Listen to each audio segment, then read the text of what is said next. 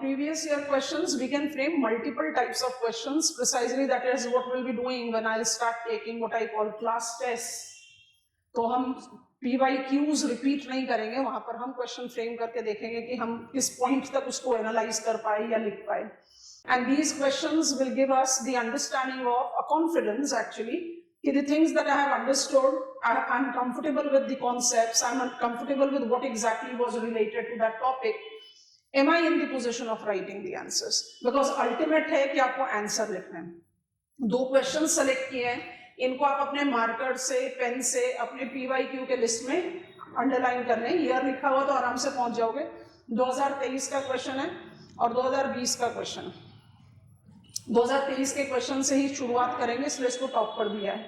सो 2023 का क्वेश्चन कह रहा है evidences quotes and quotes from paleomagnetism and sea floor spreading have validated that continents and ocean basins have never been stationary, unquote.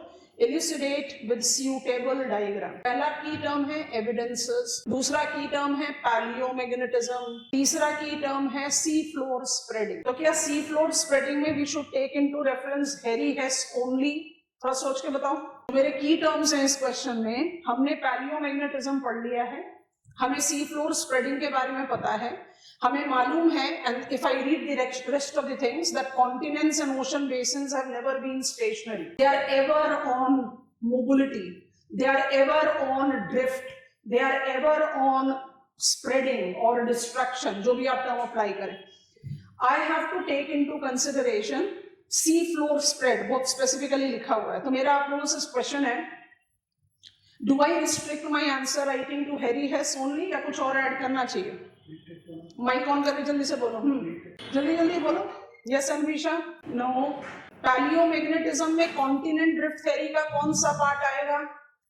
We have learned 3 theories class, दोबारा से सुनेंगे. Continent drift theory, sea floor spread and plate tectonic. यहाँ sea floor spread लिखा हुआ है. हमने पहला सवाल आपसे पूछा, सी फ्लोर स्प्रेड के प्रोपाउंडर थे Harry हेस. Should I write Harry Hess to justify that oceanic crust is never static? Or should I add something with seafloor spread is my question. Of course, paleomagnetism. Fred Wine and Matthews, zebra strip. अब सोचो, paleomagnetism लिखकर seafloor spread लिखा है, and लिखा है. seafloor spread में zebra strip ही तो आपको बता रहा है normal rivers. उसके बिना तो आप जज ही नहीं कर पाओगे that it is actually having a consistent mobility to it, है ना. तो sea floor spread लिखना और उसके बाद paleomagnetism भी लिखना and डालना और नहीं, तो फिर paleomagnetism में और क्या ऐड होना चाहिए? Not continent drift theory, paleomagnetic evidence of continent drift theory. नाम बताइए. Runcorn. समझ में आया? Paleomagnetism, continents are never stationary. Who proposed that continents are never stationary? It is Wegener. But यहाँ तो paleomagnetism है ना, continent drift तो पूछा ही नहीं है. दूसरा, sea floor spread, ocean basins are never stationary. So of course Harry Hess का mention तो आना ही चाहिए, लेकिन यहाँ पर आपने इंटीग्रेट किसको कर देना है साथ में? Fred Wine and Matthews. Answers will be shared with you, but you have to grill your brain. You have to attempt brainstorming. Before I proceed, ये दिखाना जरा. ये आपका ये. अच्छा, अब सोचते हैं. पहला क्वेश्चन कह रहा है quotes and quotes evidences from paleomagnetism. तो पहला की टर्म हमने paleomagnetism पिकअप किया. And sea floor spread justifies, proves that oceanic and continent basin have never been stationary. अब मुझे इसको एक्सप्लेन करना है, तो मुझे इस आंसर की शुरुआत कैसे करनी चाहिए? What should be the point of introduction? की टर्म्स हाईलाइट कर दिए, फ्रेम बता दिया. What should be the introduction to this answer? Introduction to this answer can be justified as हमने एल्फ्रेड वेगनर की थियरी को रिलक्टेंस के साथ क्यों एक्सेप्ट किया?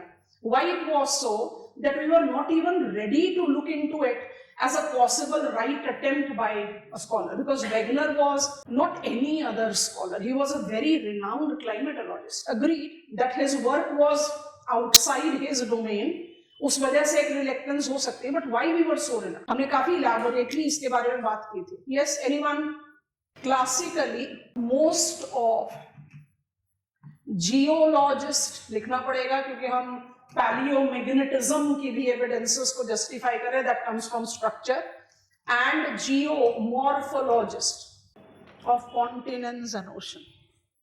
There were some scholars who started talking about the possible fit, और काफी लंबी क्रोनोलॉजी है. हमने क्लास में एंटोनियो पेलिग्रिनी के बारे में मेंशन किया था.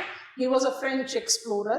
So it was not that people were not noticing, but majority of the scholars concerned with the study of continents and ocean crust had the belief that everything has been fixed.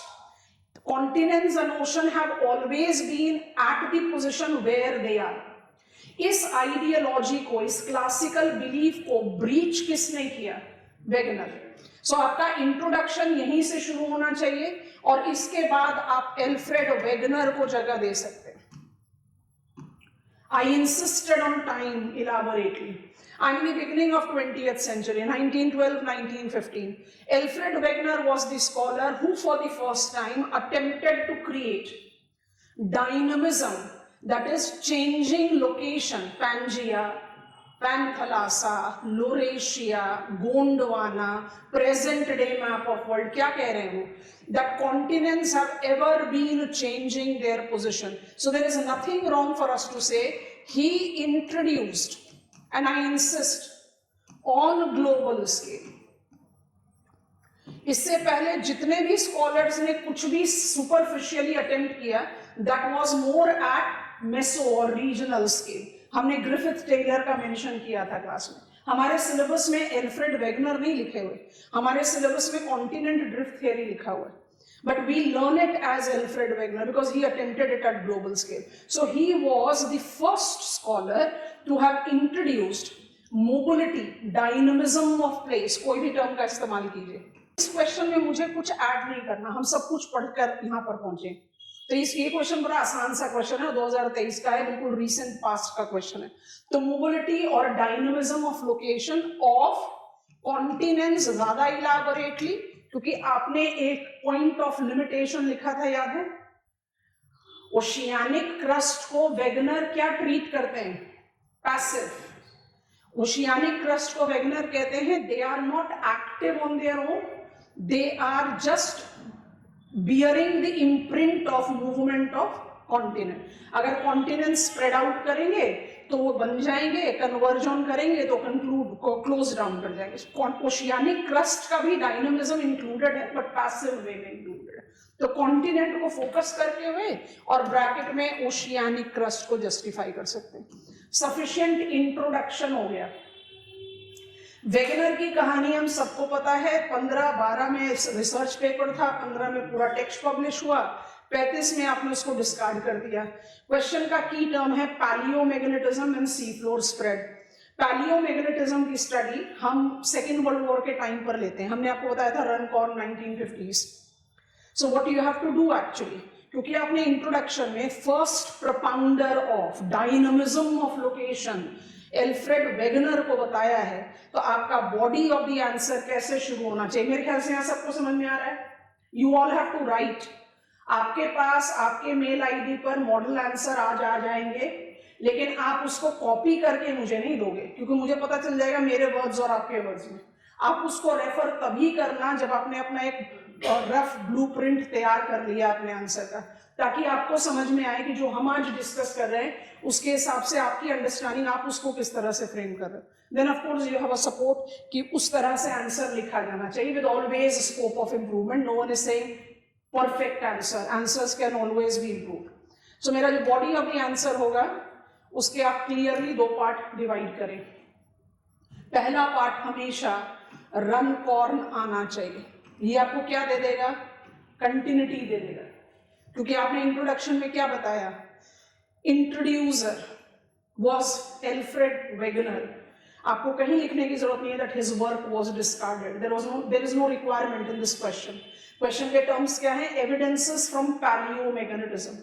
तो Second world War, elaborate growth in the study of geophysics, elaborate enhancement in the study of magnetism of planet Earth led to the understanding of palaeomagnetic records, और इस palaeomagnetic records में Runcorn identified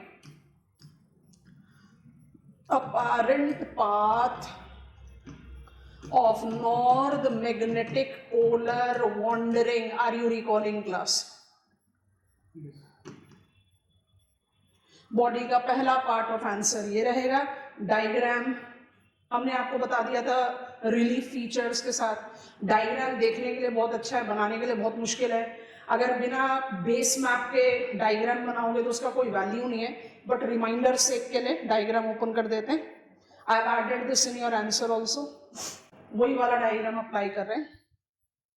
green line apparent polar wander path of Eurasia, red line apparent polar wander path of North America.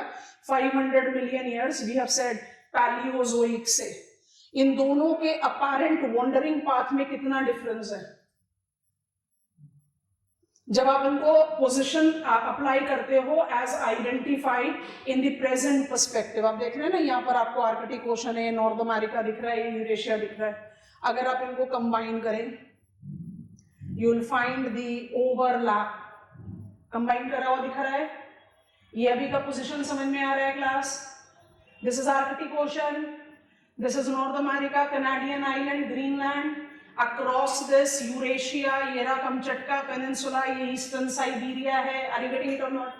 आप अपना map of world को static रखो और 500 million year से apparent path of north magnetic pole को trace करो जो रनकॉर्न ने किया. तो एक का पाथ और दूसरे का पाथ एक दूसरे से इतना दूर है. अब आप क्या करो, नॉर्थ अमेरिका और यूरेशिया को जोड़कर लोरेशिया बना दो. जोड़ दिया यहां. Have you got it class? Once you have combined it, are you noticing कि green और red apparent path जुड़ गए? इसको हमने कैसे समझा ज्योग्राफी में? Magnetic dip recorded. क्योंकि इस तरह का डायग्राम बनाना बड़ा मुश्किल काम है, बट विजुअल क्लैरिटी के लिए we do know that magnetic pole and even geographical pole wanders. हम पढ़ेंगे मिलानकोविच साइकिल्स, अभी हमने उसके बारे में क्लास में बात नहीं करी है. Natural causes of climate change justifies wobbling effect. तो ऐसा नहीं है कि ज्योग्राफिकल पोल या magnetic pole apply magnetic pole.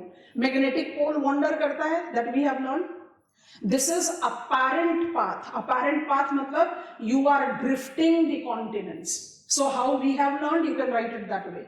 रनकॉर्न in plotting apparent path of north magnetic polar wandering in the last 500 million years justified that the magnetic dip recorded in Canadian Appalachian, नाम का border कम रखा, Appalachian ही रखा. Canada में जो Appalachian है उसको कहते हैं northern mountains, along with Cambrian and Siberian mountain. Cambrian is United Kingdom, Jolan is Norway, Verkhoyansk is Siberia, is same. That can be explained two ways. That we had multiple north magnetic pole in Paleozoic, or these continents were together. Because of this apparent path of north magnetic polar wandering, Runcorn strongly, I don't need to mention revived, इस question की demand नहीं है. Runcorn strongly justified that the continents have never been static at their position. Question क्या पूछ रहा है? आपको proof करना है that continents have never been static. तो कॉन्टिनेंट का रेफरेंस हमने किससे ले लिया? Runcorn. मान लीजिए पैलियोमैग्नेटिज्म नहीं लिखा होता, क्वेश्चन में पैलियोमैग्नेटिज्म की जगह लिखा होता continent drift theory and sea floor spread, तब आप एल्फ्रेड वेगनर को थोड़ा और डिटेल में डालते, तब आप पैंजिया भी लिखते, are you getting it, Laurasia भी लिखते. पर यहाँ पर पैलियोमैग्नेटिज्म है तो कॉन्टिनेंट ड्रिफ्ट थ्योरी को ब्रीफली इंट्रोडक्शन में छोड़िए और रनकॉर्न के कंट्रीब्यूशन को लिखिए. अब second part of the question को रीड करें. सी फ्लोर स्प्रेड क्या करना पड़ेगा? इजी डायग्राम्स के साथ समझाया था क्लास में, वही आप अप्लाई कर सकते हो. Shrinking it here, everything done in the class. तो इसमें कोई भी ऐसा पॉइंट नहीं है जो मुझे ऐड करने की जरूरत है, बस उसको एक ऑर्गेनाइज करने की रिक्वायरमेंट है. 2 is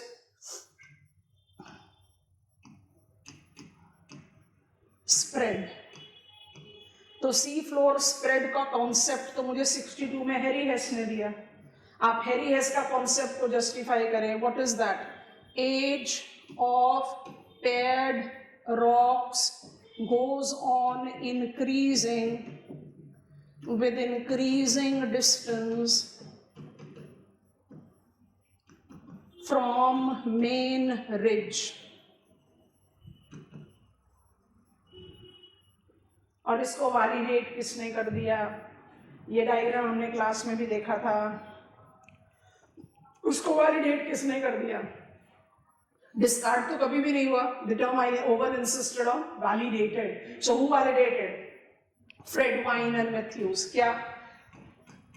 in the past 5 million years we have at least 4 bands of normal and reverse polarity, popularly called zebra strips, that justifies a consistency of the movement of oceanic crust। ठीक है, diagram कैसे बनेगा ये तो हमने answer में दिखाया था हम जब पढ़ रहे थे, बट ऐसा डायग्राम एग्जामिनेशन में बनाना बड़ा मुश्किल है ना, बहुत मुश्किल है। तो डायग्राम कैसे बनेगा? आपको नाम लिखने चाहिए, माने you should be aware of Brunhes, Matuyama, Gauss and Gilbert. ये नाम तो जरूर पता होने चाहिए, बट इसको बनाते कैसे हैं? आसान सा डायग्राम बन सकता है। कैसे बनेगा?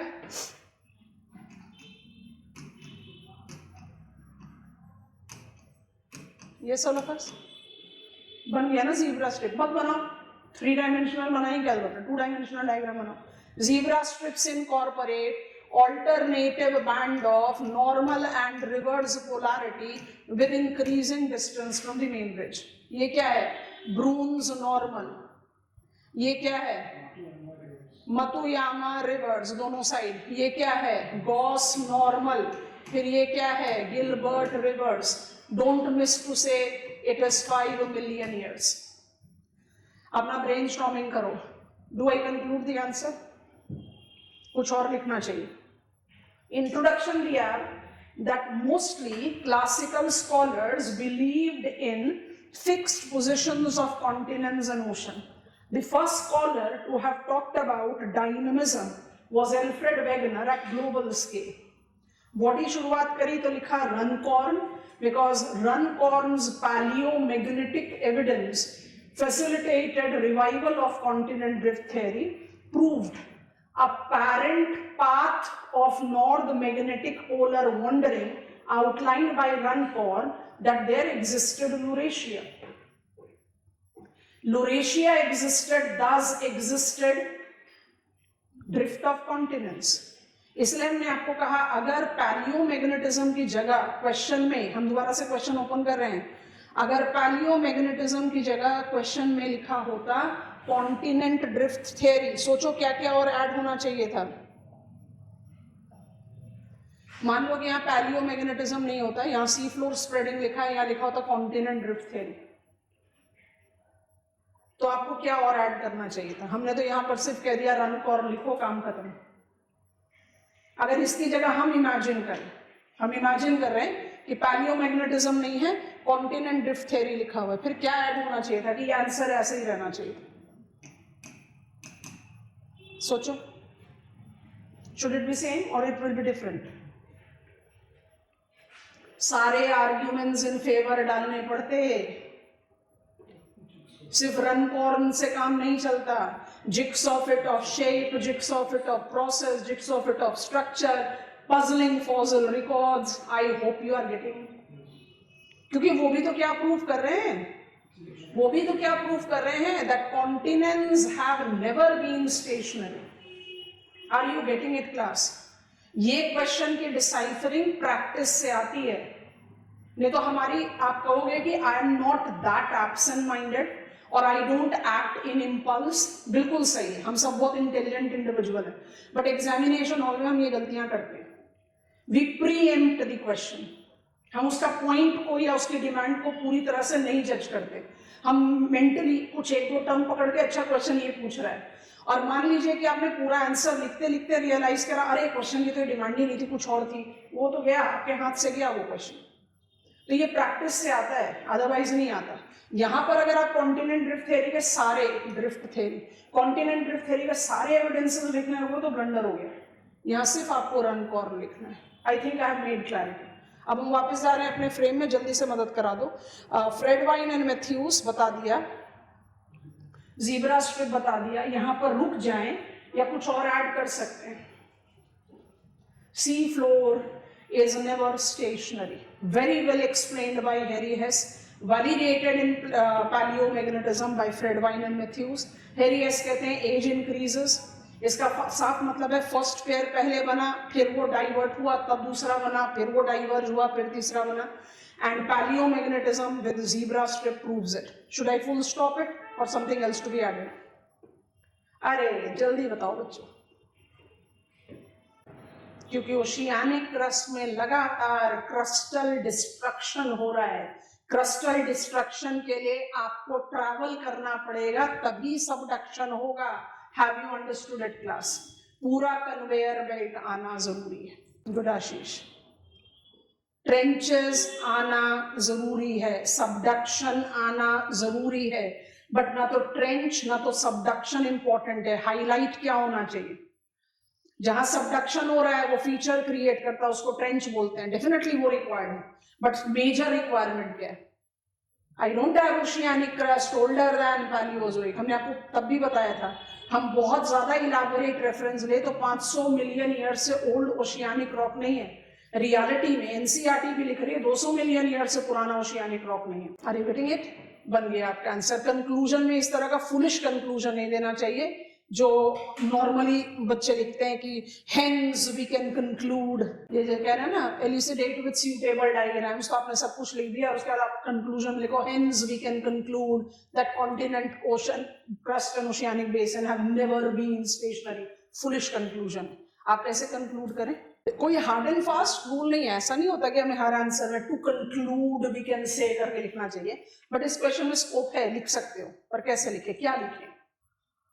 Shabash Shruti, very good, proud of you. Yes, you need to mention plate tectonic theory. Good Shubha, पर plate tectonic theory में क्या? Yes, Anvisha, plate tectonic theory, but क्या? All the ideas of paleomagnetism and seafloor spread eventually facilitated the synthesis concept called plate tectonic theory, which justifies the movement of the continents or mobility of the continental crust and oceanic crust is on, and we are likely to have a supercontinent in making in coming, it will be there on the face of the earth in 250 to 300 million years from now। और हमने आपको क्या visualise करने के लिए बोला, जो सबसे ज्यादा अग्री अपॉन किया जाता है कि अटलांटिक स्प्रेड कर रहा है और पैसिफिक क्लोज डाउन कर रहा है। So we possibly can have a super continent जहां नॉर्थ अमेरिका और एशिया आपस में बकल अप कर जाए। आइडियाज तो बहुत सारे हैं, बड़ा इंटरेस्टिंग सा डायग्राम दिखाएंगे अभी इस क्वेश्चन में। आइडियाज बहुत सारे हैं, बट जो लार्जली बिलीव है, because truly speaking we have got scientifically justified predictions for some 50 million years from today। उसके बाद सब कुछ स्पेक्यूलेटेड है।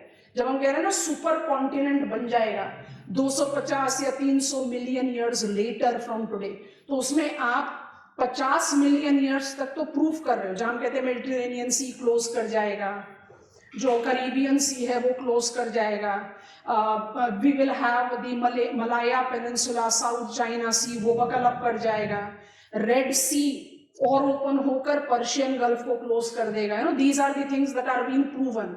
Great African rift Valley will open up to become like Red Sea. अभी तो lake है, वो पूरा रेड सी के जैसा बड़ा सा सी बनेगा। These are proven. उसके बाद यूरेशिया और नॉर्थ अमेरिका बकल अप होकर अटलांटासा बनाएगा या कुछ अलग तरीके का बकलिंग अप होगा। There are different schools of thought, but you should conclude on that. So the answer has to be concluded. Plate tectonic theory, the great synthesis. Why do we call it great synthesis? It combined continent drift theory and plate tectonic, it combined continent drift theory and seafloor spread with giving recognition to paleomagnetism. Proves or justifies movement to continue in geological future, major set of modifications predicted. एक दो का example दे दो. Mediterranean Sea to be closed down, Persian Gulf to be closed down, you know, that kind of thing. And likely possible, some 250 to 300 million years in future. ये थोड़ा सा speculative है. But closing down of Mediterranean Sea, opening up of Red Sea beyond present size, closing down of Persian Gulf, closing down of Caribbean Sea, ये सब justified है. Are we comfortable class? Attempt करेंगे इस answer को जरूर, और आज ही करेंगे, कल संडे है उसका भी इस्तेमाल करेंगे. अब जो हमें क्वेश्चन लेना है उस क्वेश्चन के लिए मुझे आपको कुछ चीज़ें और पढ़ानी है. तो हमारा जो दूसरा क्वेश्चन हमने सेलेक्ट किया है continent drift topic. Actually I will be showing you questions organise, जैसे हमने आपको जियोमॉर्फोलॉजी के स्टडी प्लान के दिन ही बताया था कि पिछले कुछ सालों में सबसे ज़्यादा क्वेश्चन जो है वो जियोमॉर्फिक साइकिल्स पर पूछे गए. वोल्केनिज्म, अर्थक्वेक पर अगर मुझे क्वेश्चंस ढूंढने पड़े तो मुझे 2009, 2003 ऐसे पहुंचना पड़ रहा है. They have not been asking question that commonly from endogenetic forces. Directly इस तरह के क्वेश्चंस आ रहे हैं. हमारा बफर ईयर 2020 से 25 मेजर है, तो हम कोशिश करेंगे वहीं से, but there are some topics जहां पर क्वेश्चन है ही नहीं इस साल, तो हम फिर पुराने साल लेंगे. आपके पास जो एनालिसिस है वो 1991 से है, तो काफी इलैबोरेट है आपके पास. Question continent drift development umbrella term, जिसके साथ आप plate tectonic theory. Write an essay, 2020 का क्वेश्चन है, हाईलाइट कर लो अपने पीवाईक्यू में. Right an essay on evolution of continents and oceans. इसी का एक overlapping type of question. Using various theories and models. Using various theories and models. ठीक है, अच्छा, सिंपल सा है, राइट एन एसे. अब मुझे जल्दी से बताओ आप लोगों के दिमाग में कौन कौन से थियरीज, कौन कौन से मॉडल्स आ रहे हैं. So we have to write essay on evolution of, तो हम यहाँ हेडिंग डाल देते हैं बस, evolution of continents and oceans. मुझे थियरीज लिखना है. आप लोगों के दिमाग में कौन कौन सी थियरीज है, जल्दी जल्दी से बताओ. जो हमने पढ़ा, हमारे सिलेबस में मेंशन्ड हैं, तो हमें उनको पढ़ना था. आज क्वेश्चन आंसर ज़्यादा चलेंगे तो बच्चों हम आपको यही एडवाइस करेंगे, माइक खोल दो और एक के बाद एक बोल दो, नहीं तो ऐसे टच करते रहेंगे तो समय बहुत जाएगा. क्योंकि पढ़ाते समय हमारे पास थोड़ा ज़्यादा समय होता है 1 by 1 सारे आंसर्स को देखने का. चलिए, गुड क्लास, बट मुझे कंप्लीट एक्सप्रेशन नहीं मिला. जल्दी बताओ कौन कौन सी थियरीज हमने पढ़ रखी हैं. थियरी, नेक्स्ट सीधा सी फ्लोर स्प्रेड ना. सी फ्लोर स्प्रेड के लिए मैंने आपको क्या चीज बहुत एक मेजर बताया था, बेस लाइन है, उसके बिना आंसर लिखोगे तो इनकम्प्लीट है. हेरी हेस का कोई भी आंसर किसके बिना इंट्रोड्यूस नहीं हो सकता. आर्थर होम्स मेंटल कन्वेक्शन, ये आपका 1915, 12 भी लिख सकते हो, हम बहुत बार बता चुके. ये आपका 1920s. अब इसके बाद आगे बढ़ोगे तो क्या आएगा, सी फ्लोर स्प्रेड आएगा, वो आपका 1962 है ना जी. इसके बाद आ गया plate tectonic theory, great synthesis, अभी हमने वो टर्म का इस्तेमाल कर ही दिया. ये आपका 1967-68 है. जो कंपाइल्ड रियल वर्जन पब्लिकेशन उसको 68 बोलते हैं. आप 67-68 रेंज ले सकते हो. I insist 68. सोचो कुछ और. हमने लिस्ट में मेंशन किया था, स्टडी प्लान में मेंशन किया. ये मेरी नॉलेज में नहीं है, और आंसर की शुरुआत होनी चाहिए. अभी हमने पिछले क्वेश्चन में भी इसको फ्रेम किया. ज्यादा नहीं देना है क्लासिकल को, बट क्लासिकल को रिकॉग्निशन देना पड़ेगा. तो आपका जो फ्रेम ऑफ द आंसर है, write an essay on evolution of continents and ocean using different theories and model. इसमें जो सबसे कंटेम्पररी है, टूजो विल्सन, रिमाइंड करो अपने आप को फटाफट से. Tuzo Wilson continent drift theory के evidences. Tuzo Wilson transform transverse boundary. Tuzo-Wilson terrain hotspot volcano. Tuzo-Wilson coined the term plate tectonic, and पांचवा पॉइंट में रखा हुआ था Tuzo-Wilson विल्सन साइकिल. पहले ना विल्सन साइकिल समझते, क्योंकि क्लासिकल तो अब डिस्कार्ड कर दिया गया, तो मेंशन दे सकते हो, हम डायग्राम के साथ भी समझा देंगे, पर वो अभी हमारी रिक्वायरमेंट में नहीं है. तो विल्सन साइकिल के लिए here we go, I have the image with me. सबसे पहले विल्सन साइकिल, कुछ मुश्किल काम नहीं है, पढ़ चुके हो आप, पर इसको पहले नोटिस करो. That is the reason I always say that we attempt our study in 2 stages. एक हम sequentially concepts को build करते हैं और उसको कंसोलिडेट करते हैं. अगर कोई बड़ा मेजर PYQ नहीं है मेरा उस टॉपिक में, तो हम उसका कॉम्बिनेशन को PYQ डिस्कशन के लिए छोड़ देते हैं. ये रहा मेरा Wilson cycle. Tuzo-Wilson was Canadian जियोफिजिस्ट, हमने आपको बता दिया था. 250 to 300 मिलियन ईयर्स एक साइकिल बताते हैं. ये साइकिल क्या कहते हैं, हम जूम इन करते जाएंगे. ये साइकिल क्या कहते हैं, इन 250 to 300 million years time there will be sequential modification of genesis and destruction of oceanic crust. अगर ओशियानिक क्रस्ट का जेनेसिस होगा तो रिफ्टिंग के साथ हॉर्स ग्रेबन टोपोग्राफी भी बनेगी. कर्वेचर ऑफ द अर्थ को लेकर चलेंगे तो किसी भी डाइवर्जेंस के साथ कन्वर्जेंस तो बाय डिफॉल्ट होगा. आप इसको ना ध्यान से देखते जाए, नाम पता होने चाहिए as what is the technical name. So पहले स्टेज को ये बोलते हैं एम्ब्रियोनिक स्टेज. आप इसको प्रिलिमिनरी स्टेज, हमने इजी डायग्राम आपके नोट्स में डाला है, लाइन डायग्राम, आप उससे बना सकते हैं. पर थोड़ा सा पहले व्यू करते हैं. आपको मैप ऑफ वर्ल्ड की नॉलेज है, कुछ रश अप नहीं करना, फिर हम जूम इन कर देंगे, आप उसको कॉपी डाउन करना. Embryonic stage, Wilson says cycle will begin with the development of rifting. Rifting की जो शुरुआत है, फॉल्टिंग की जो शुरुआत है, उसको बोलते हैं एम्ब्रियोनिक स्टेज. इस एम्ब्रियोनिक स्टेज में आप रिफ्ट क्रिएट कर रहे हैं, जिसकी वजह से हॉर्स्ड एंड ग्रेवन टोपोग्राफी का जेनेसिस होगा. आज की डेट में वो कहां दिख रहा है, East African rift Valley. Can you remind me the names of the mountains along Great African rift Valley? Mitumba, Muchinga, छोटो छोटो माउंटेन है. रिफ्ट वाली तो इतनी लंबी चौड़ी है, इसलिए वहां पर हम माउंटेन्स के नाम इतनी कॉमनली नहीं जानते, रिफ्ट वैली का नाम ज्यादा जानते हैं. What is first stage, embryonic. What it is characterised with, beginning of rift. Example क्या है, ग्रेट अफ्रीकन रिफ्ट वैली. ठीक है, सेकेंड स्टेज पर आ जाओ. नाम इसी तरह से लिखोगे तो ज्यादा बढ़िया है, नहीं याद रहता, मेरे ख्याल मुश्किल नहीं है. एम्ब्रियो, जुवेनाइल, मैच्योर, कोई ज्यादा मुश्किल नाम नहीं है. Juvenile, what is juvenile? आपका डाइवर्जेंस ज्यादा इफेक्टिव हो गया, more effective horst graben topography generate हुआ, and you have got a defined rift valley.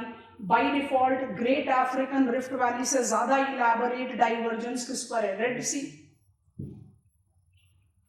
narrow ocean or sea has marked up its development. So great African rift valley represent embryonic stage. Red Sea represents juvenile stage. फिर divergence continue रखो. पहला stage divergence, दूसरा stage divergence, तीसरा stage divergence. It is called mature. Mature divergence scale is characterized with a complete ocean basin being made ready, and this by default will be Atlantic Ocean.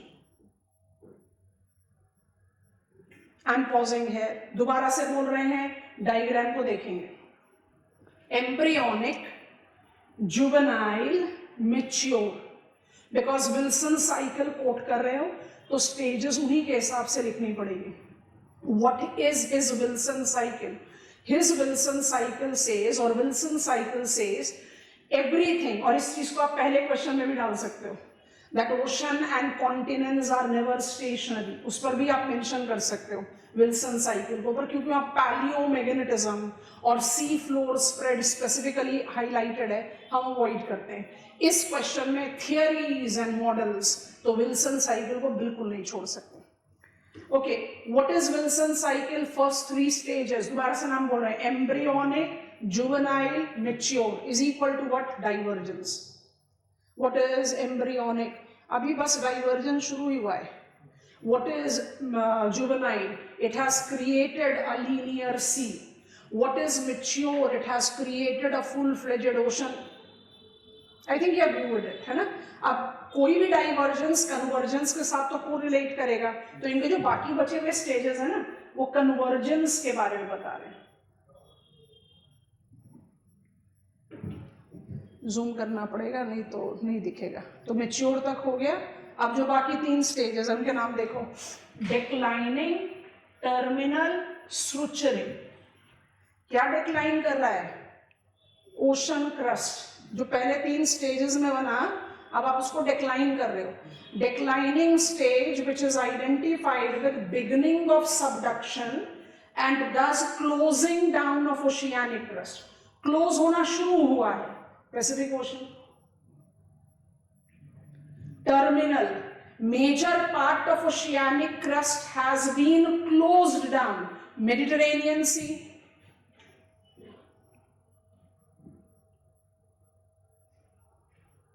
Structuring, oceanic crust completely gone and it has given you the structure. Structure किस term को apply करते हैं? Colliding boundary. Himalayas, geosyncline बंद हो गया. Structuring. क्या यहां पर कंप्रेशनल स्ट्रेस एंड फोल्डिंग नहीं होगा? बिल्कुल होगा. क्या यहां पर कंप्रेशनल स्ट्रेस एंड फोल्डिंग नहीं होगा? बिल्कुल होगा. पैसिफिक रिंग ऑफ फायर के सब तरफ आपको यंग फोल्ड माउंटेन्स ही तो मिल रहे हैं. Rockies in north America, Andes in south America, central mountain in Japan, Philippines mountain, southern Alps of New Zealand. ये सब क्या है? Young fold mountains. दोबारा से, declining, terminal and structuring is convergence. Embryonic, juvenile and mature is divergence. Is it so difficult? नहीं. हिमालयाज जो आज है वो yesterday क्या था? मेडिटेरेनियन सी. मेडिटेरेनियन सी जो आज है वो yesterday क्या था?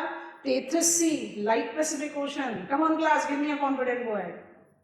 कंसोलिडेट कर दिया. और ये कंसोलिडेशन क्यों चाहिए? ये कंसोलिडेशन इसलिए चाहिए दैट वी टेक. अब इन सबको आप लिख दें या हम आपका लिस्ट बना देते हैं, आप आराम से इसको कॉपी डाउन कर लो.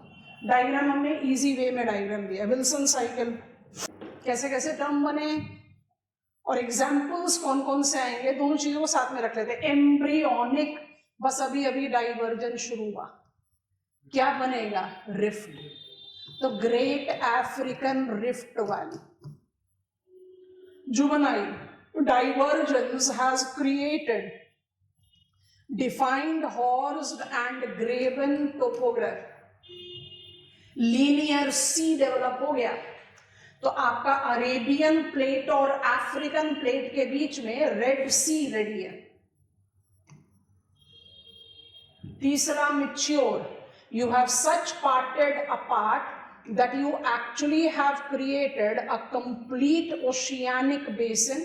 ज्यादा टिपिकल डायग्राम नहीं बनाना, सिंपल डायग्राम्स बना सकते हो. You have created a well-defined mature ocean, oceanic floor. और यहां पर भी आप मिड रिज क्रिएट करना शुरू कर रहे हो. क्या example? Of course it is Atlantic ocean. आप आर्कटिक ओशन का भी केस ले सकते हैं यहाँ पर, बट अभी आर्कटिक ओशन को हमने इतना अच्छी तरह से एक्सप्लोर नहीं किया है. हमने वर्सेस क्यों लिखा बीच में? क्योंकि ये फर्स्ट 3 स्टेजेस डाइवर्जेंस के साथ रिलेट कर रहे हैं. जो लास्ट 3 स्टेजेस हैं वो कन्वर्जेंस के साथ कर रहे हैं. तो हर केस में आपने करना क्या है? कन्वर्जिंग डिस्ट्रक्शन ही दिखा रहे हैं. लेकिन डिफरेंस क्या ध्यान में रखना है कि आपके क्रूड डायग्राम में भी आप जो डिस्टेंस है उसको कम करते जाओ. डिक्लाइनिंग, पहले केस में वाटर डोमिनेंट रहे. डिक्लाइनिंग टर्मिनल केस में वाटर को कम कर दो. और डिक्लाइनिंग स्ट्रक्चरिंग में सबडक्शन को तो बिल्कुल ही खत्म कर देना. ये क्या है? पैसिफिक. ये क्या है? Mediterranean Sea. ये क्या है? Himalayas. I hope you are comfortable. इसकी इंपॉर्टेंस क्यों है? ये एक्चुअली प्लेट टेक्टोनिक थियरी का वे फॉरवर्ड आउटलाइन करता है. And what is that way forward? Where is my diagram?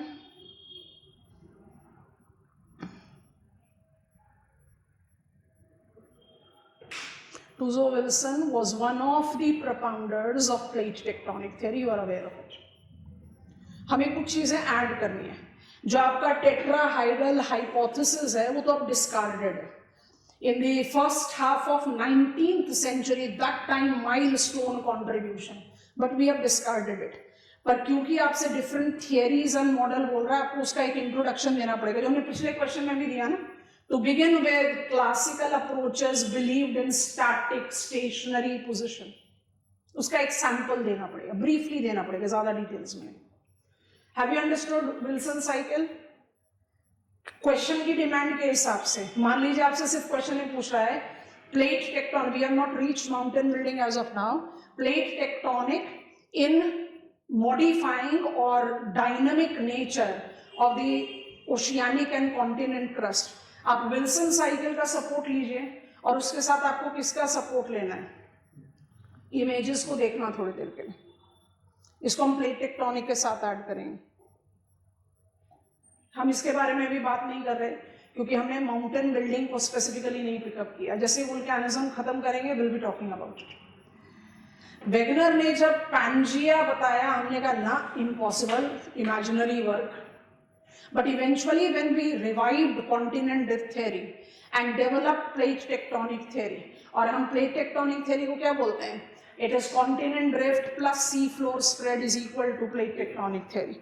Plate tectonic theory ने उस क्वेश्चन का भी आंसर दिया. continent drift theory को तो इम्बाइब किया, उस क्वेश्चन का भी आंसर दिया.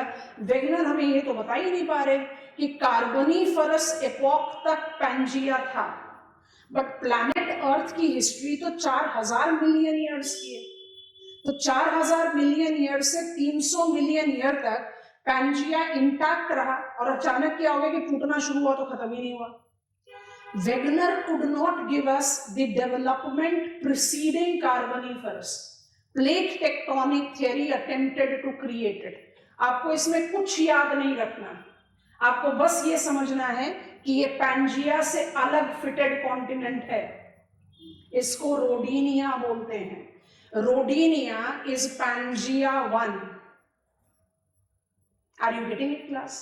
मतलब पैंजिया से पहले भी एक सुपर कॉन्टिनेंट था, वो डिसइंटीग्रेट होके जब रीइंटीग्रेट हुआ तब पैंजिया बना.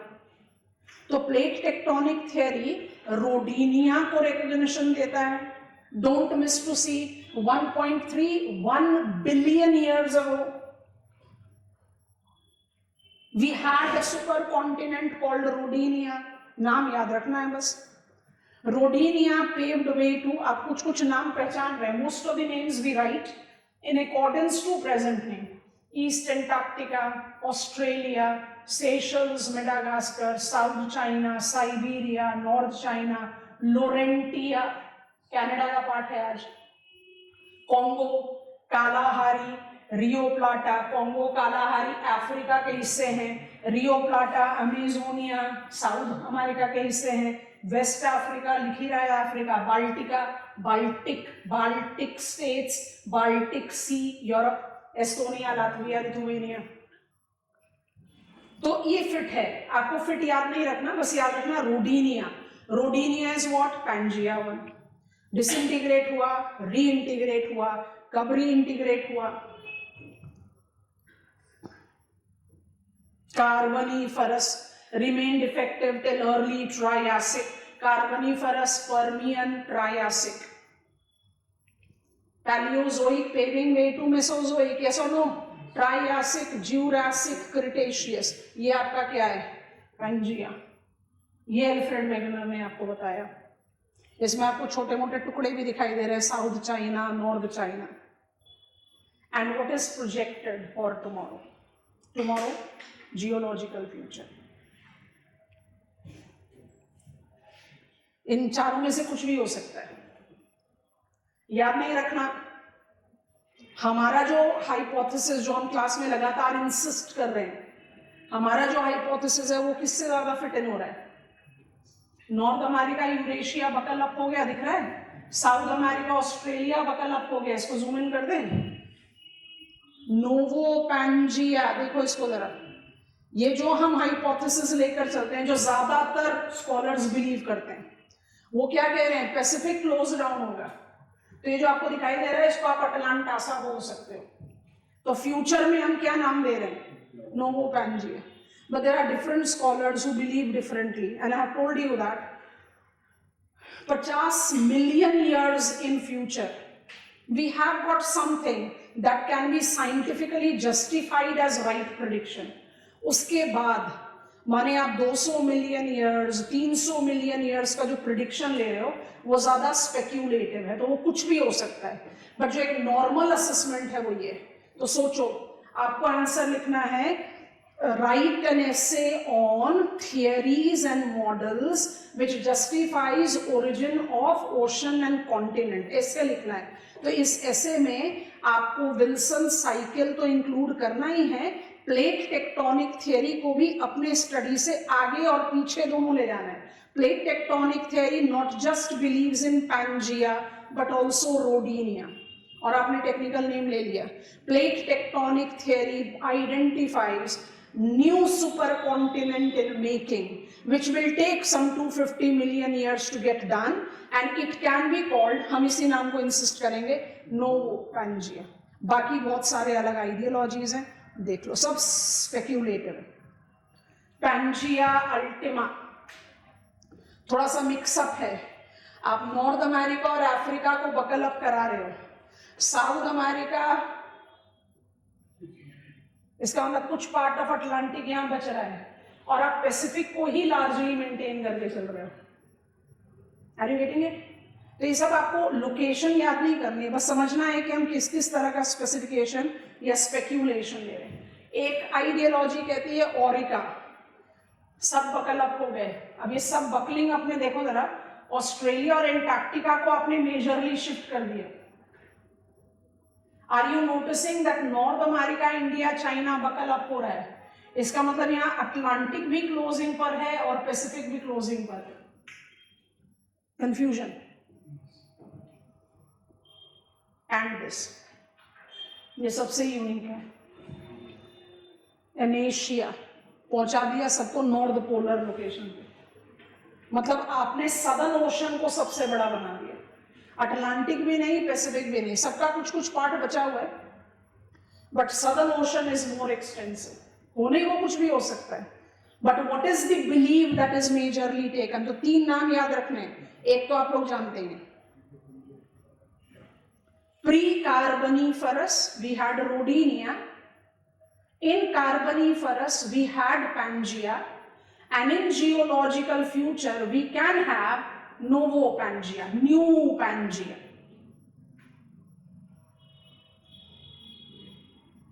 तो प्लेट टेक्टोनिक थियरी में ये चीज ऐड करनी पड़ेगी।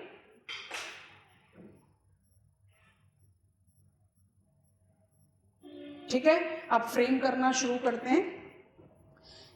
एक इमेज हम ओपन करेंगे, उस इमेज का ज्यादा वैल्यू नहीं है, but you should be aware of it. ठीक है, अभी इसको समझा रहे हैं।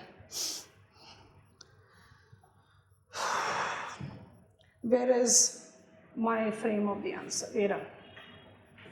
Evolution of continents or ocean have been explained in the entire scholastic history of geology, geophysics, geomorphology, categorized into 2.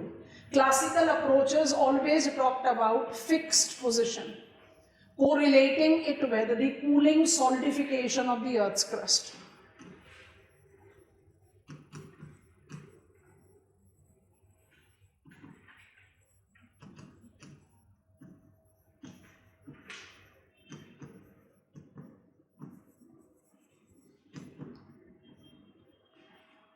They essentially related it to, बहुत सारे scholars हैं, बट आज की डेट में लगभग सारे कंसेप्ट को हमने डिस्कार्ड आउट कर दिया है, इसलिए इसकी ज्यादा रिलेवेंस नहीं है। बट क्योंकि आपसे पूछा है राइट एन एसे, तो शुरुआत यहीं से करना एडवाइजेबल है। Most of the classical approaches emphasized fixed positions of continents and oceans. They believed that as origin of the Earth's crust was due to cooling and solidification, continents and oceans acquired their positions as they are today.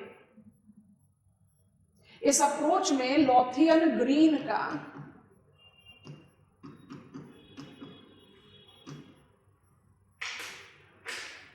टेट्राहाइडल approach जो है वो hypothesis, वो अपने ज़माने का, हम first half of 19th century में है, अपने ज़माने का एक बड़ा इंटरेस्टिंग कॉन्सेप्ट था that was correct using fundamentals of physics into consideration. He took into reference sphere, he took into reference tetrahedral. अगर हम जनरल फिजिक्स का इक्वेशन को अप्लाई करें तो sphere is the shape that contains maximum volume in reference to its surface area, और tetrahedral जो है उसका मिनिमम वॉल्यूम होता है. तो ये क्या कह रहे हैं, आपने प्रोटो प्लैनेट अर्थ को कूल डाउन करना शुरू किया. कूलिंग प्रोसेस याद करो, 2-3 चीजें बताई थी. I want to just add a slide. आप कूलिंग प्रोसेस शुरू कर रहे हैं. Cooling was faster for crust. Why? Because of degassing.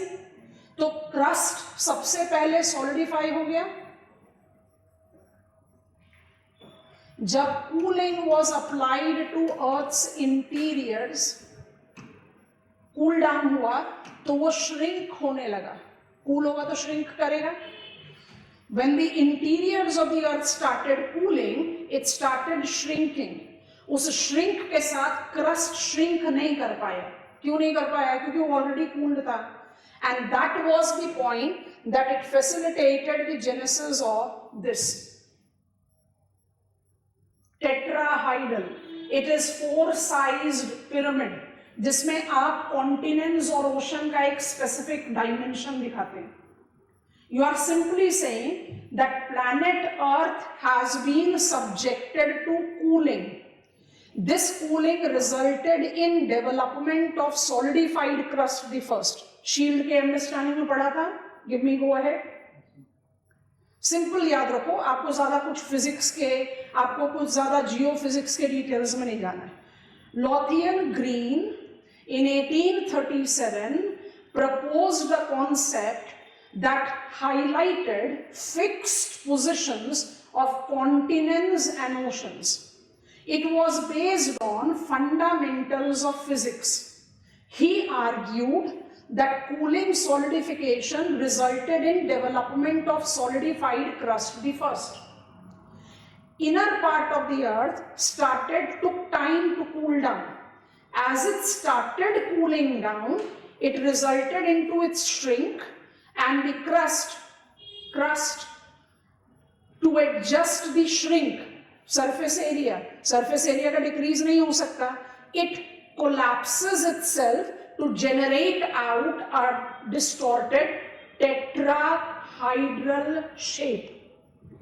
Tetrahedral shape को जस्टिफाई करने के लोग कहते हैं कि कितने सारे कॉन्टिनेंट्स हैं जो ट्रायंगुलर शेप के हैं.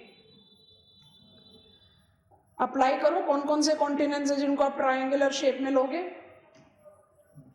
South America, Africa. वो कहते हैं एंटीपोडल पोजीशंस है लैंड और वाटर की. इमेजिन करो मैप ऑफ वर्ल्ड. जब आप ग्लोब में देखोगे, अटलांटिक ओशन के बिल्कुल ऑपोजिट में आपको एशियन लैंडमास दिखेगा, और आर्कटिक ओशन के बिल्कुल ऑपोजिट आपको एंटार्क्टिका दिखाई देगा. तो जियोफिजिक्स रेफरेंस पर green proposed fixed position of continents and ocean based on the simple geophysics fact of a sphere and that of a tetrahedral. He believed that all these, Arctic Sea दिखाई दे रहा है, Antarctica दिखाई दे रहा है, Atlantic Ocean दिख रहा है, Europe, Indian ocean, Canada, Siberia. ये डायग्राम बने तो बनाए, नहीं बने तो छोड़ भी सकते हैं, क्योंकि ये डिस्कार्डेड कॉन्सेप्ट है. This concept justified first attempt which is correct in all its processes as in all the mechanism, which is correct in terms of geophysics. But in geomorphological study, it is discarded as we are aware of the fact that the continents and oceans do not have fixed position. But उस ज़माने में ये बहुत torch bearing contribution था. It was given a very strong kind of a support. तो आप एक line का मेंशन, हमने मॉडल आंसर में 2 लाइन का मेंशन दिया और ये वाला डायग्राम हमारा हैंडमेड है, हमने उसी में डाल दिया है. So if you try to think about fixed concept, fixed position of continents and ocean, it was one of the classical approaches that had its relevance in the beginning, but the complete approach towards it got modified with Alfred Wegener coming up with this continent drift theory. Alfred Wegener का continent drift theory मुझे दोबारा समझाने की बिल्कुल भी जरूरत नहीं है, तो स्लाइड पर आ रहे हैं.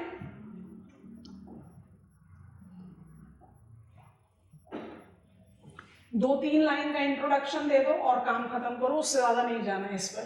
उसके बाद जब हम मॉडर्न अप्रोच पर आ रहे हैं, you are taking continent drift theory. Continent drift theory, Alfred Wegener, Pangaea, Panthalassa, because you have to talk about evolution of continents and ocean, brief demarcation, everything described proved to be correct, but all mechanism identified proved to be fatally wrong. Full stop कर दो. उसके बाद आ जाओ mental convection. Mental convection किसने दिया हमें? Arthur Holmes ने. Actually, it has created a sort of a revolutionary change in the thought process. Arthur Holmes ने जब mantle convection को pick up किया, तो he gave us the understanding कि Sial is not floating over Sima. Lithosphere is floating over asthenosphere, and this floatage is causing tectonic forces. His mantle convection has to be given mention as a separate point. His mantle convection paved way to sea floor spread, thus plate tectonic theory. पिछले question में हमने sea floor spread को काफी details में समझा दिया. आप आराम से लिखें. यहाँ पर पैलियोमैग्नेटिज्म के एविडेंसेस की कोई खास रिक्वायरमेंट नहीं है, कंसेप्ट को बिल्ड करते चलिए. Add on plate tectonic theory. Don't miss to mention plate tectonic theory is mentioned as great synthesis. It combined continent drift, mantle convection, sea floor spread, and gave us the concept which is not just answering the evolution of continents and ocean, it gives us a chronology in history. Mention करो रोडीनिया. यहाँ slide बना रहे हैं. Plate tectonic theory, पहली चीज लिखी जाएगी synthesis. एक और चीज ऐड कर रहे हैं बच्चों, वो टर्म पता होना चाहिए. दूसरी चीज लिखी जाएगी क्रोनोलॉजी. क्रोनोलॉजी में क्या चीज आएगा? पहला आएगा रोडीनिया, दूसरा आएगा पैंजिया, तीसरा आएगा नोवो पैंजिया. डिबेटेड है, स्टार मार्क करके जरूर लिख देना. डिबेटेड क्यों है? क्योंकि हम साइंटिफिकली 50 मिलियन ईयर्स को डिकोड कर सकते हैं, उसके आगे सब कुछ स्पेक्यूलेटिव है. I need to mention synthesis है क्योंकि आपने प्रीवियस सारे कॉन्सेप्ट को कंबाइन किया. I am sorry. Chronology because it gives you Rodinia, Pangaea and Novopangaea. और इसके साथ क्या ऐड करना चाहिए? इट फैसिलिटेटेड डेवलपमेंट ऑफ, भी एक नई चीज है. आंसर लिखने के कंटेक्स्ट में इनकी रिक्वायरमेंट बहुत ज्यादा हो जाती है, अदरवाइज हम इसको अवॉइड करते हैं.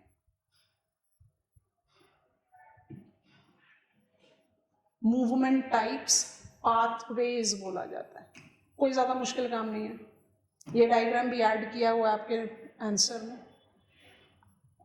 देखो वन बाय वन देखो. जैसे ही आपने लिखा ना that it talks about Rodinia, Pangaea, Novopangaea, आप ऐड कर दो that plate tectonic theory talks about the different pathways. जो pathways of the development of supercontinent है उसको इंट्रोवर्जन, सुनने में कितना डिफिकल्ट लग रहा है, ज्यादा डिफिकल्ट नहीं, introversion, land, are you getting it, introversion, they are combining, extroversion, दोनों को देख लो साथ में,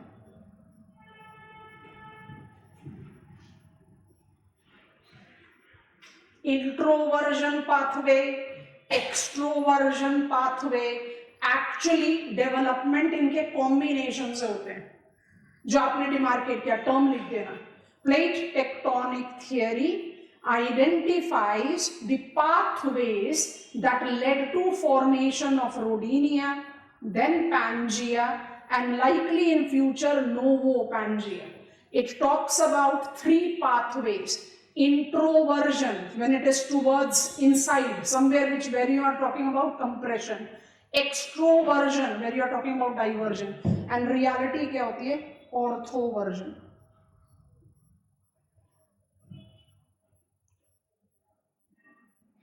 ऑर्थोवर्जन क्या जस्टिफाई कर सकता है? It can take any direction, थोड़ा सा ध्यान से देखना, ये भी तो हमने बनाया ना, एक्सट्रीम केस बनाया था ना, तो it can be this also, fragments become trapped within north south band of subduction and can result in to the orthoversion. ये पॉसिबल है, तभी हम फ्यूचर कॉन्टिनेंट में जस्टिफाई कर रहे हैं कि सदर्न ओशन बहुत बड़ा बन सकता है। आई रिपीट, एंड इसका डेफिनेशन लिख लीजिए, हम हाईलाइट कर रहे हैं, इंट्रो एंड एक्सट्रो तो बहुत क्रम से समझ में आ रहा है। Orthoversion, diagram is there in your notes, answers, but still, fragments become trapped within a north south band of subduction that occurred beyond the margins of former supercontinent and later collide with one another 1/4 of the globe away from the center of previous supercontinent. 1/4 of globe away from the center of previous supercontinent. Which type of supercontinent orthoversion can create in likely future? अभी वो map खोल रहे हैं, पहले आपकी definition लिख लो, लिखोगे तो ज़्यादा दिमाग में स्टिक करेगा। स्पेक्यूलेटिव हो भी सकता है, ना भी हो, लेकिन इस तरह की movement in the formation of supercontinent are justified. ये सब चीजें हम जब प्लेट टेक्टोनिक थ्योरी पढ़ते हैं तो हम इतना एम्फसाइज नहीं करते। रोडीनिया के बारे में बात होती है जब हमें आंसर देना पड़ता है, how plate tectonic theory explains the formation of Appalachian, वो तो हमें पता है, present is key to the past, but plate tectonic theory कैसे बताता है, तो रोडीनिया का मेंशन आता है। But orthoversion, extroversion, introversion pathways हम जनरली अवॉइड करते हैं। तो जब आप PYQs हैंडल करना शुरू करते हैं ना, तो आपके लिए ये सब चीजें कंपल्शन में ऐड ऑन होती जाती है, आपकी अंडरस्टैंडिंग अपने आप ही बढ़ती जाती है।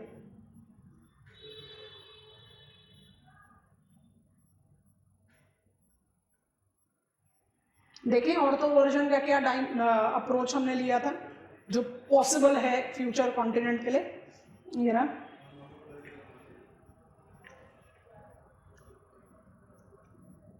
एमेशिया ऑर्थोवर्जन से ही बनेगा ना ये, पर हम किस पर ज्यादा बिलीव करते हैं?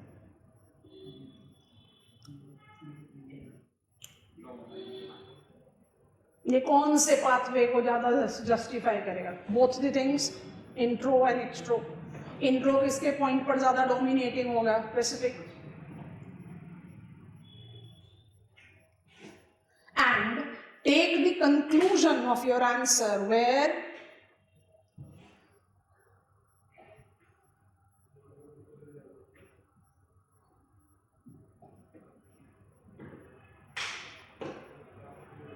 Wilson cycle, modernmost approach, classical to modern। classical क्या कहता है? everything has been fixed, example किसका ले लिया, लॉथियन ग्रीन का टेट्राहाइड्रल कंसेप्ट ले लिया। बाकी सारे कंसेप्ट को हमने इमेजिनरी बोल के ऑलरेडी डंप कर रखा है। टेट्राहाइड्रल कंसेप्ट को डंप तो कर दिया इन explaining the evolution of continents, but because it incorporate 3 of the physics के कॉन्सेप्ट्स विच आर रियल, तो बिगिनिंग में 1-2 लाइन लिखना बन जाता है, क्योंकि आपसे पूछ रहा है write an essay on the origin, and then when you focus on the principal concept, chronology को फॉलो करो। कॉन्टिनेंट ड्रिफ्ट थ्योरी लिखना है, आपको बहुत अच्छे से पता है। मेंटल कन्वेक्शन आपको बहुत अच्छे से पता है। Sea floor spread you know. Palaeomagnetism की कोई जरूरत नहीं है, बच्चे पहले ही बोल दिया। यहाँ पर कोई एविडेंस नहीं मांग रहा, राइट एंड ऐसे बोल रहा है। क्रोनोलॉजी फॉलो करना है। 2 कैटेगरी बना, हमने बना तो दिया था कैटेगरी, 2 कैटेगरी को बनाओ और उसको बस ब्रीफ इंट्रोडक्शन फैक्टर में दो, इनको आप क्रोनोलॉजिकली फॉलो करो। जब प्लेट टेक्टोनिक थ्योरी लिखोगे तो ग्रेट सिंथेसिस भी जरूर लिखना है, क्रोनोलॉजी ऑफ डेवलपमेंट भी लिखना है, एंड पाथवेज भी ऐड कर देना बस। प्लेट बाउंड्रीज हमने भी मॉडल आंसर में आपको टैबुलर दिया है। ज्यादातर बच्चे क्या करेंगे, plate tectonic theory, plate boundary, converging, diverging, transverse, hotspot ना। हॉटस्पॉट तो आ गया ना मेंटल कन्वेक्शन में, तो उस पर फोकस। ये क्वेश्चन थोड़ी पूछ रहा है plate tectonic theory explaining volcanism, ऐसा थोड़ी पूछ रहा है। Write an essay on evolution of continents and ocean पूछ रहा है ना, तो उस पार्ट ऑफ प्लेट टेक्टोनिक पर फोकस करो जो एवोल्यूशन, प्लेट बाउंड्रीज थोड़ी ना एवोल्यूशन जस्टिफाई कर रहा है। एक लाइन का मेंशन दे दो या बॉक्स बना दो, हमने बॉक्स में डाल दिया 3 मेजर टाइप ऑफ बाउंड्री, काम खत्म। फोकस इस पर करना है, एंड फोकस इस पर किया। वो कौन कौन से पॉइंट्स हैं जो नए थे हमारे लिए, ये it's great synthesis, it is chronology which gives us the movement types or pathways, intro, extro, ortho, कोई भी पॉसिबल हो सकता है to give us future supercontinent. We essentially believe in Novo Pangea. Difficult लगेगा, बट कोशिश करना है दिए हुए आंसर को नहीं पढ़ना, पहले आपको जो समझाया है उसको पिकअप करके लिखने की कोशिश करना। और लिखते समय पहले एक ब्लूप्रिंट बनाओ रफ शीट पर, की पॉइंट्स को हाईलाइट करके, और उसके बाद उसके जो पॉइंटर्स होंगे उसको ध्यान करो और फिर लिखो। लिखते समय क्लास नोट्स की मदद लेना चाहते हो टर्म्स के लिए ज़रूर लो, लेकिन लिखो ऐसा जो आज की डेट तक, आज तक की आपकी लर्निंग तक आपका बेस्ट लेवल। आपको लगता है नहीं पता नहीं क्या हो रहा है, नहीं अच्छा लिखा जा रहा, रहने दो, वो बड़ा ही नॉर्मल चीज़ है। उसके चक्कर में नहीं लिखने का एक्सक्यूज मत लेना, नहीं तो फिर नहीं लिख पाओगे। तो जो भी आप सबसे बढ़िया लिख सकते हो वो लिख कर आप सबमिट करेंगे। कोई कंपल्शन नहीं है कि मंडे को करो, कि ट्यूसडे को करो, कि वेडनेसडे को करो, अपनी कन्वीनियंस पर करो। एडवाइस यही है कि अगले आंसर राइटिंग सेशन से पहले आ जाए, ताकि जो भी गलती हो वो दोबारा से रिपीट ना हो। हम आपको इतना टाइम हमें आप दे दो कि हम आपको बता दें कि आपकी ये चीज़ें हैं जिस पर आपको वर्क ऑन करना है, ठीक है। तो आप अटेम्प्ट करेंगे इसको। आंसर तो हम आपको भेज रहे हैं, आप चाहो तो उस आंसर को पढ़ भी लो एक बार, अगर बिल्कुल ही कॉन्फिडेंस नहीं आ रहा लिखने का। लेकिन पढ़ लोगे ना तो फिर अपना दिमाग नहीं चलाओगे, फिर वो लगेगा चलो इसी को देख के लिख दे। मत पढ़ना, अभी मत पढ़ना। अभी जो समझे क्लास में, कुछ नई चीज़ें भी समझे, उनको अप्लाई करो। एक ब्लूप्रिंट बनाओ, चिट बनाओ, I will frame it this way, जैसे हम लिखते हैं बोर्ड पर, ठीक है। चलिए आज के लिए I am done. I hope it will give you an understanding, जो हम बार बार बोलते हैं, और हम तो इसको कहते हैं हमारा तकिया कलाम है। Syllabus, what you have to study, PYQ किस डेप्थ तक ले जा सकते हो, और ये छोटी छोटी चीज़ें जो हैं वो आपके आंसर को आपके कॉम्पिटिटर से बहुत बहुत गुना अच्छा बना देते हैं, एंड इट कम्स स्पॉन्टेनियस। अब जैसे आप अप्लाई करना शुरू करोगे यही कॉन्सेप्ट को इंडियन कंटेक्स्ट में, आप अपने आप और एनरिचमेंट ले लो, क्योंकि ग्लोबल स्केल में क्या आएगा, स्मॉल स्केल है ना, इंडियन स्केल में आपको एनलार्ज करना पड़ेगा, तो आप थोड़ा और ज़्यादा डेप्थ में जाओगे। एग्जामिनेशन हॉल में पहुंचोगे तब तक तो पूरा सिलेबस हो ही चुका होगा। So that is how you have to add on, और वो एडिंग ऑन को अपने दिमाग में इतना फ्रेश रखना है कि क्वेश्चन को रीड करते ही वो सारी चीज़ें आपके दिमाग में, कि मेरा केस स्टडी बन जाए हिमाचल रेंज या Shivalik, that way. Any question coming up in your brain, you can ask me now. नहीं, हमने बोल दिया बच्चे आंसर रीड करोगे तो भाई ये ह्यूमन टेंडेंसी है कि हाँ ये तो बड़ा अच्छा लिखा हुआ, इसी से ही कॉपी कर लेते, फिर कोई फायदा नहीं। अलग टाइम डिवोट करने का फिर कोई फायदा नहीं, खुद से लिखो। लिखना, लिखने के बाद रीड करना है कि कितना लग रहा है कि सही लिखा कि गलत लिखा, और जो भी लिखा है उसको ज़रूर मेल करना।